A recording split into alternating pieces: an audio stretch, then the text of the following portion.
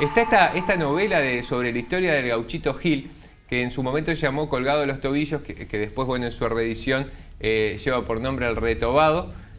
¿Cómo se te ocurrió hacer una novela del Gauchito, que es un ícono popular vinculado a la fe seguramente, ¿no? Pero bueno, creo que fue una historia que apareció así de pronto, como uno nunca está preparado para que las historias le caigan en las manos, ¿no? Uno está pensando en qué escribir, pero sucedió que en el año 1992, mientras viajaba desde el Colorado Formosa a Gualeguaychú, donde vivía mi hermano, al llegar justamente al santuario donde está el Gauchito, enterrado, dicen, se rompe el auto.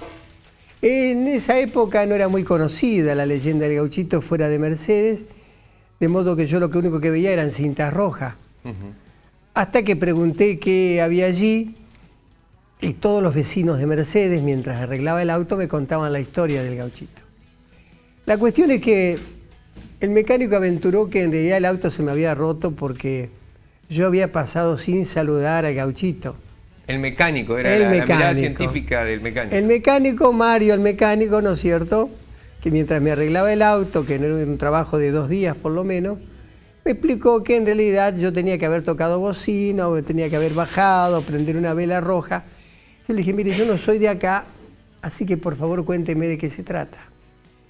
Y ahí fue que conocí la historia del Gauchito, pero lo que pasó después fue realmente impresionante, sobrenatural, porque una vez que él arregla el auto, me dice, usted tiene que seguir viaje, y me puso un reloj para la temperatura, era un Peugeot viejito, me dice, bueno, no tiene que pasar de 40, porque el Peugeot, esa es la temperatura ideal del Peugeot, 40. Así que usted puede controlar, dice, si pasa de 40 es porque va a tener problemas. Terminó de hacer eso y me dice, bueno, ahora antes de viajar a Entre Ríos, vuelva al santuario, que estaba a 5 kilómetros atrás, y busque una cinta roja que le van a vender ahí, enrósquela un ratito en la cruz, no sé qué ritos había que hacer, y después cuélguela donde usted quiera, en el espejo retrovisor o donde usted quiera. Bueno, lo voy a hacer, dije yo. ¿Cómo no? Pero yo estaba apurado por llegar a Entre Ríos.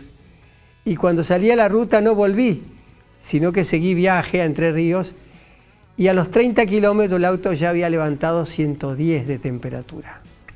Entonces salí de la ruta, levanté el capot y no pensé en nada malo. Dije, bueno, evidentemente hay un mal trabajo del mecánico, se tapó otra vez el radiador y hay problemas. Volví, pero cuando volví, misteriosamente empezó a bajar la temperatura. 110, 80, 60, 40. Cuando llego al taller, me dice el mecánico, ¿qué pasó?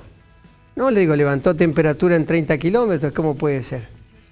Porque usted no lleva la cinta roja, me dice. Le digo, pero escúcheme, le digo, yo conozco curandero de personas, pero no conozco curanderos de autos. El hombre se ofende y me dice, mire, ¿me permite?